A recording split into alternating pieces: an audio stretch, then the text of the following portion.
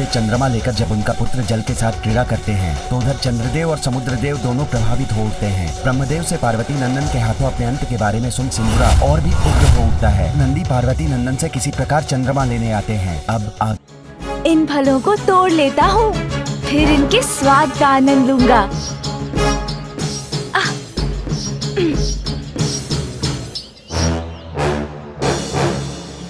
कौन है? नंदी जी आप? मेरा अभी मन नहीं भरा, इससे अभी और क्रीड़ा करनी है मुझे, इसलिए मेरे शीश पर ही रहने दीजिए इसे।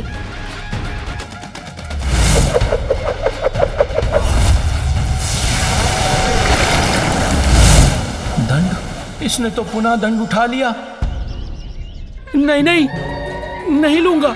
बालक, तुम इसके साथ क्रीड़ा करते रहो जब तक तुम्हारी इच्छा करे। हाँ, मैं जाता हूँ। प्रभु, मैंने उनके सिर से चंद्र को लेने का प्रयास तो किया, किंतु उन्होंने मुझे दंड दिखा दिया। उनके साथ पुनः युद्ध की स्थिति उत्पन्न हो, उसके पूर्व ही हमें उसे रोकना होगा। स्वामी,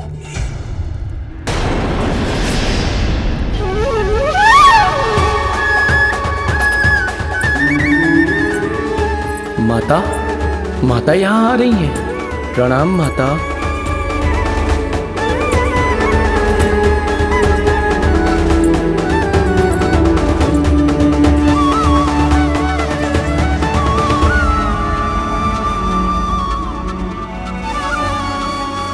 उत्तम, अति उत्तम। तुम सभी ये ले आए, तो अब मैं अपने पुत्र को भोजन करा सकूंगी। किंतु वो है कहाँ?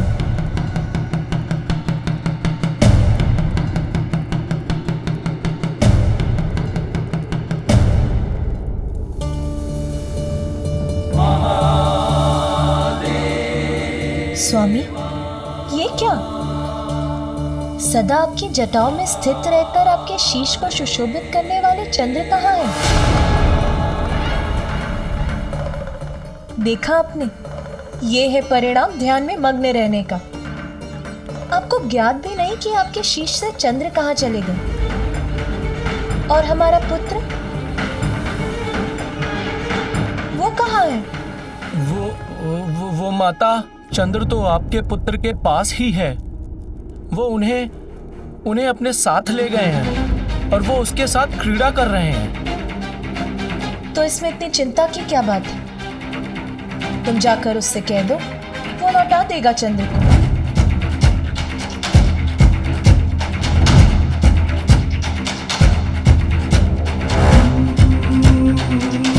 क्या हुआ? मैंने कहा ना जाकर मांग लो उससे चंद्र को। तो फिर विलंब क्यों कर रहे हो आप सभी? जाते क्यों नहीं? दीदी, माता तो आप ही बताओ। माता, हम सभी ने प्रयास तो किया, किंतु वो तुम माता प्लया तमाले ताले आता बनोते, क्योंकि वो तो माता, हम गए थे उनके पास, किंतु उन्होंने चंद्र देने से मना कर दिया। माता, उन्होंने अपने हाथ में दंड ले रखा है। पिछली बार उनके हाथ में दंड था तो स्थिति नियंत्रण के बाहर चली गई थी। और माता, अब तो उसके पास दंड भी है और तंत्र भी है। बस शांत हो जाओ तुम सभी। नटखट अवश्य है मेरा पुत्र, किंतु है तो एक बालक ही ना। चंद्र को क्रीड़ा की कोई वस्तु समझकर ले गया होगा। इसमें दोष मेरे पुत्र का नहीं, उसके बड़ों का है, जो जगत के प्रति अपने दायित्व निभाने में इतने व्यस्त हो जाते हैं कि अपने पुत्र का ही ध्यान नहीं रख पाए। किंतु आप सभी चिंता मत करिए, मेरा पुत्र अभी चंद्र को ले आएगा। पुत्र, तुम तुम्हारे पिता के शीश पर स्थित रहने वाला चंद्र क्रीड़ा की वस्तु नहीं है, साक्षात चंद्रदेव के प्रतीक हैं। उनके अपने स्थान पर न होने से चंद्रदेव भी प्रभावित हो रहे हैं। इससे सृष्टि का भी अहित हो रहा है। उन्हें शीघ्र लौटा दो पुत्र, शीघ्र आओ यहाँ। अभी आया माँ।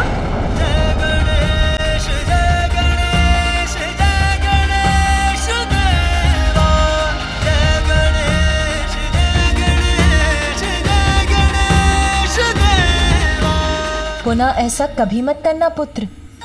अपने पिता के शीश से चंद्र को कभी मत उतारना। चलो अब उन्हें उनके स्थान पर स्थित कर दो। अच्छा माँ, अभी रख देता हूँ। नहीं नहीं, मैं पुनः नहीं उछाला जाना चाहता। मुक्त कराओ मुझे, मुक्त कराओ। इतनी यातना नहीं झेल सकता मैं अब। वक्रतुंड महाकाय बुद्धि के नरेश, रिद्धि सिद्धिदायी विघ्नहर्ता श्री गणेश। सुमुख नाम प्रथम पूज्य देव तुम विशेष, रिद्धि सिद्धिदायी विघ्नहर्ता श्री गणेश।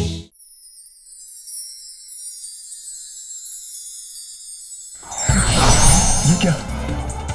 वहाँ अवश्य कुछ ना कुछ तो परिवर्तित हुआ है। मैं पुनः महादेव के मस्तक पर स्थित हो गया हूँ। मैं रक्षित हो गया हूँ। अब सब कुशल है। स्वामी, इस घटना के परिणाम स्वरूप आपको ये तो ज्ञात हुआ कि देवी पार्वती के पुत्र क्या कर सकते हैं। अब ज्ञात हो गया है मुझे। नटखट है पार्वती नंदन, किंतु माता पार्वती और महादेव उन्हें संस्कार अवश्य देंगे। पिताश्री, मेरी ये भूल भी क्षमा करें। भविष्य में मैं कभी भी चंद्रमा के साथ क्रीड़ा नहीं करूंगा।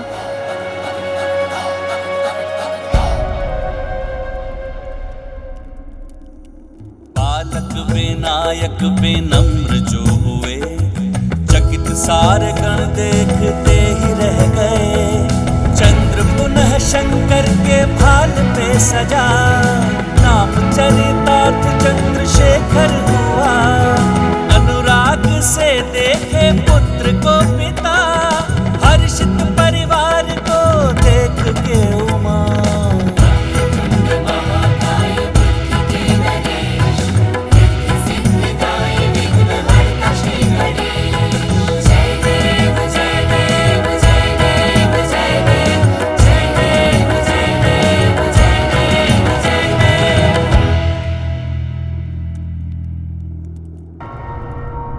परमपिता ब्रह्मदेव, वो दुष्ट दानव भोलेनाथ और माता पार्वती के बालक के विषय में जानने के लिए इतना उत्सुक क्यों था, ये जानने के लिए मैं स्वयं उत्सुक हूँ पिताश्री।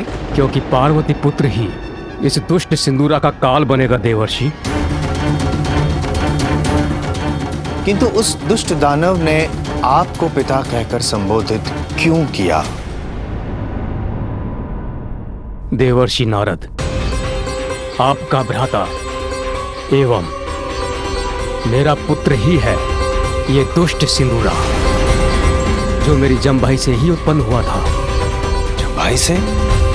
कैसे? मैं अपने ध्यान में लीन था, किंतु अचानक क्षण भर के लिए मेरी एकाग्रता भंग हुई। सृष्टि रचयिता का ध्यान भंग होना सृष्टि के प्रति उचित नहीं है।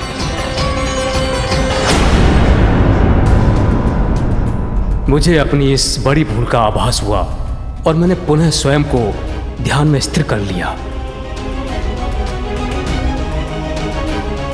मैं निश्चिंत था कि मेरी इस त्रुटि से सृष्टि की कोई क्षति नहीं हुई, किंतु अनायास मुझे जमभाई आ गई और मेरा मुख खुल गया। उसी अवकाश में ये जन्म लेकर प्रस्तुत हुआ।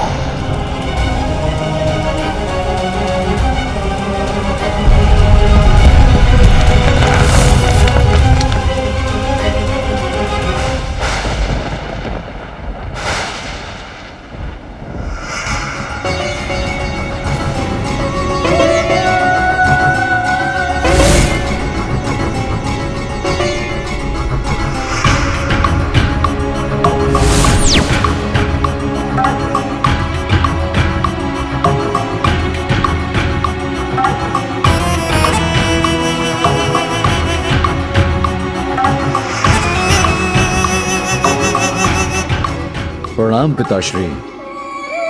प्रणाम माताश्री।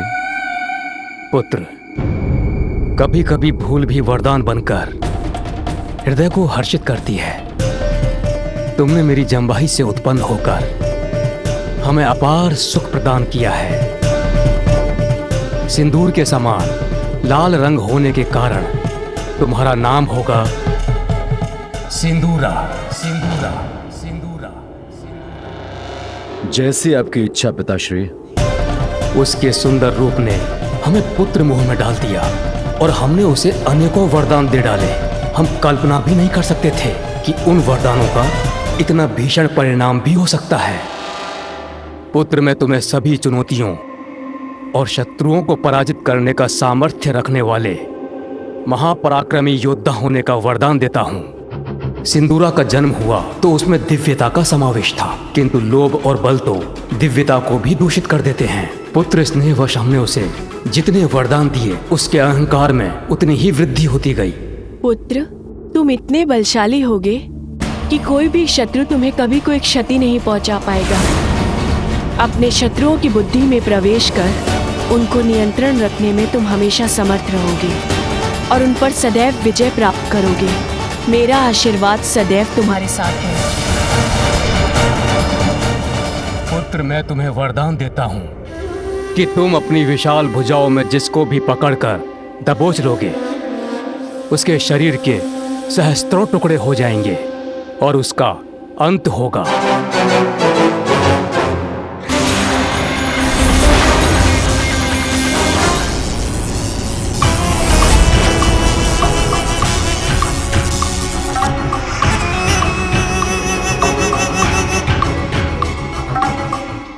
अब कोई नहीं टिक सकता मेरे समक्ष, न देव, न दानव, न यक्ष और न मनुष्य। कोई वध नहीं कर सकेगा मेरा। अब मुझे किसी से कोई भय नहीं। अजय हो गया है सिंदूरा।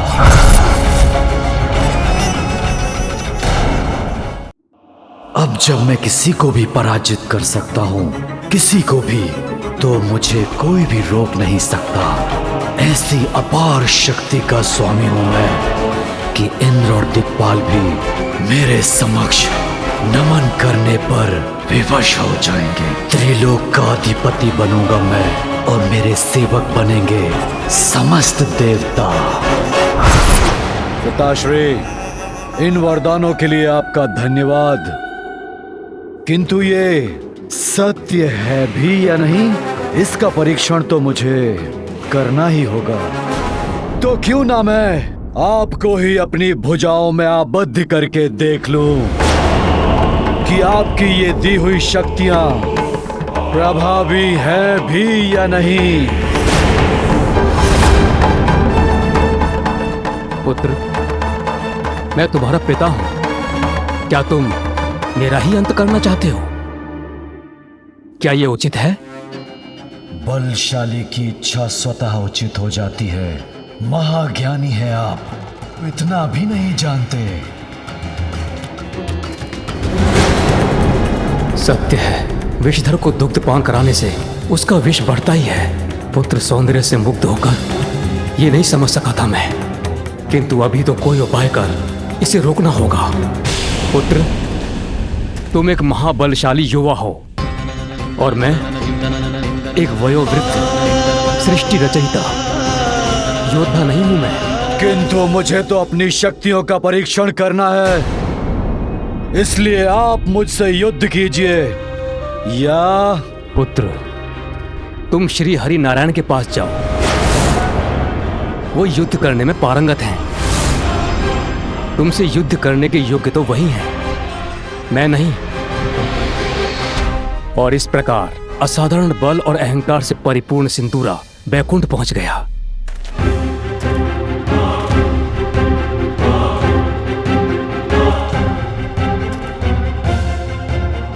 नारायण,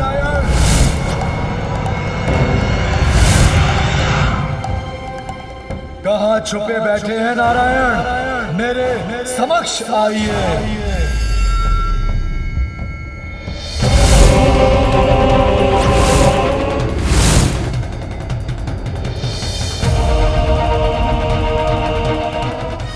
ये आप क्या कर बैठे ब्रह्मदेव? अब मोहग्रस्त पिता के अविचारपूर्ण वरदान के कारण त्रिभुवन को यातना सहनी होगी।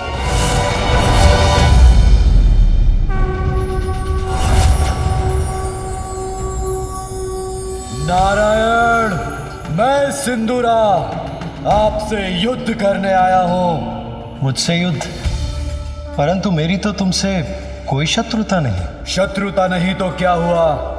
मुझे ब्रह्मदेव के वरदान से मिली शक्ति का परीक्षण करना है। सुना है कि महाकुशल योद्धा है आप, इसीलिए मैं आपको अपनी भुजाओं में भरने आया हूं।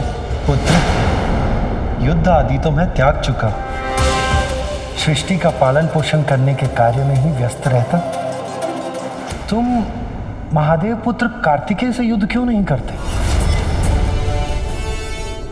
युवा महायोद्धा कार्तिकेय ही देवताओं के सेनापति और रक्षक हैं। उन्होंने अपने पराक्रम से ताड़कासुर नाम के एक भयंकर राक्षस का वध किया। तुम कैलाश जाओ और उनसे युद्ध करो। यदि तुमने युद्ध में उन्हें परास्त कर दिया तो संपूर्ण देवता स्वतः ही तुम्हारे समक्ष समर्पण कर देंगे। कार्तिकेय। और तब सिंदूरा कार्तिकेय को ढूंढता हुआ कैलाश पहुंच गया, किंतु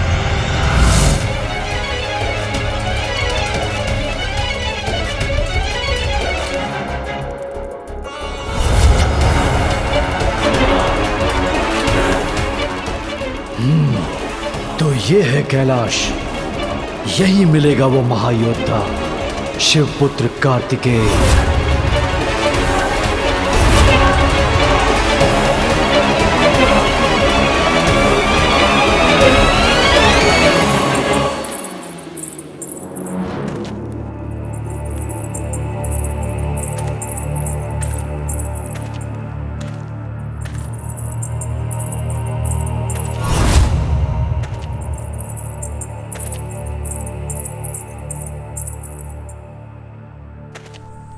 ये चूड़ियों की खनखनाहट कहां से आई? अत्यंत मधुर ध्वनि है। किंतु कार्तिकेय के स्थान पर उस दुष्ट की कुदृष्टि पड़ी देवी पार्वती पर।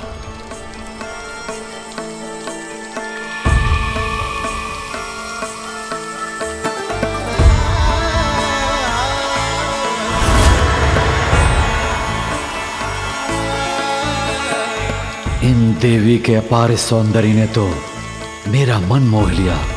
मुग्ध हो गया है सिंदूरा इनके इस मन भावन रूप से। और जिस पर सिंदूरा मुग्ध हो जाए उसे प्राप्त करके ही रहेगा।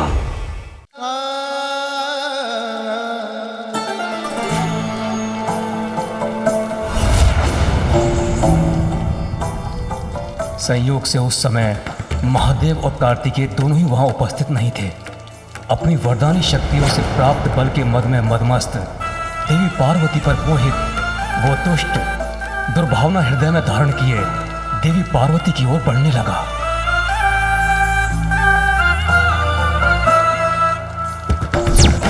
ये वही समय था जब देवी पार्वती संतान प्राप्ति की प्रबल कामना मन में धारण कर अपनी कल्पना से उसकी छवि को चित्रित कर रही थी। जब सिंदूरा उनके समीप पहुंचा, उसी समय देवी पार्वती द्वारा चित्रित उस छवि से ही एक प्रकाश पुंज उत्पन्न हुआ और सिंदूरा से टकराया और वो दुष्ट कैलाश के बाहर जा गिरा। जिस पुत्र ने जन्म से पूर्व ही सिंदूरा से अपनी माता देवी पार्वती की रक्षा की, उसको सिंदूरा के पग पग का भान है। श्री गणेश विघ्नहर्ता श्री गणेश, श्री गणेश श्री गणेश विघ्नहर्ता श्री गणेश, श्री गणेश श्री गणेश विघ्नहर्ता श्री गणेश। एक पुत्र का कर्तव्य होता है कि वो ऐसे सुकार्य करे जिससे उसके माता पिता उस पर गर्व कर सके। मैंने तुम्हें कई वरदान दिए, परंतु तुमने उन सबका दुरुपयोग करना ही उचित समझा। उन शक्तियों के साथ मुझ पर ही आक्रमण किया। अब तुमने अपने दुष्कृत्यों की सभी सीमाएं लांघ दी हैं। जगत जननी देवी पार्वती को कुदृष्टि से देखने का दुस्साहस किया तुमने। मैं तुम्हें श्राप देता हूं, अपनी दिव्यता खोकर तुम असुर बन जाओगे। जिन देवी को तुमने कुदृष्टि से देखा, उन्हीं का दूसरा पुत्र तुम्हारा वध करेगा। महादेव और देवी पार्वती का दूसरा पुत्र तुम्हारा काल बनकर प्रकट होगा।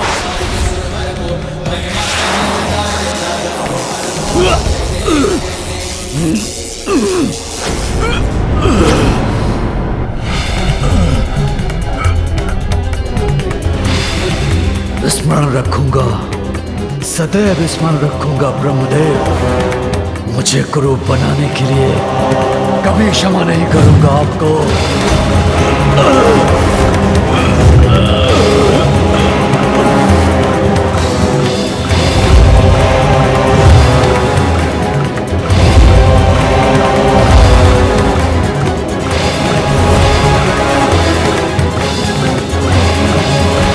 महादेव और देवी पार्वती का दूसरा पुत्र तुम्हारा काल बनकर प्रकट होगा।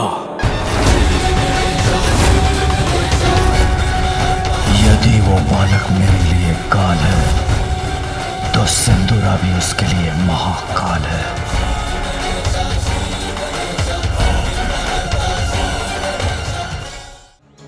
इन फलों को तोड़ लेता हूँ, फिर इनके स्वाद का आनंद लूंगा।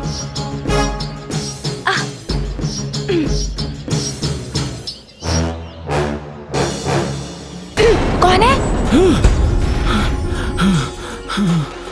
नंदी जी आप? मेरा अभी मन नहीं भरा, इससे अभी और क्रीड़ा करनी है मुझे, इसलिए मेरे शीश पर ही रहने दीजिए इसे।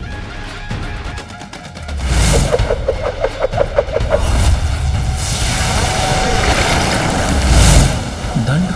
इसने तो पुनः दंड उठा लिया। नहीं नहीं, नहीं लूंगा। बालक, तुम इसके साथ क्रीड़ा करते रहो जब तक तुम्हारी इच्छा करे। हाँ, मैं जाता हूँ। प्रभु, मैंने उनके सिर से चंद्र को लेने का प्रयास तो किया, किंतु उन्होंने मुझे दंड दिखा दिया। उनके साथ पुनः युद्ध की स्थिति उत्पन्न हो, उसके पूर्व ही हमें उसे रोकना होगा। स्वामी,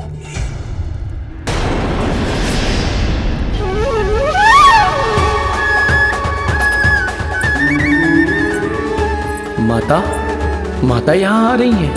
प्रणाम माता।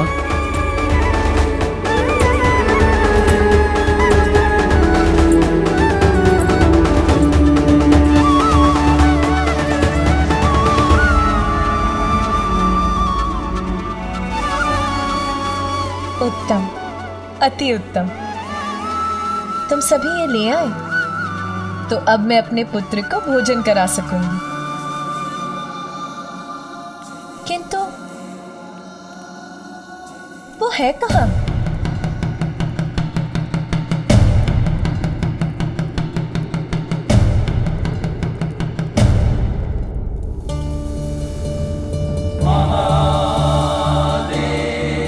स्वामी, ये क्या? सदा आपकी जटाओं में स्थित रहकर आपके शीश को सुशोभित करने वाले चंद्र कहाँ है?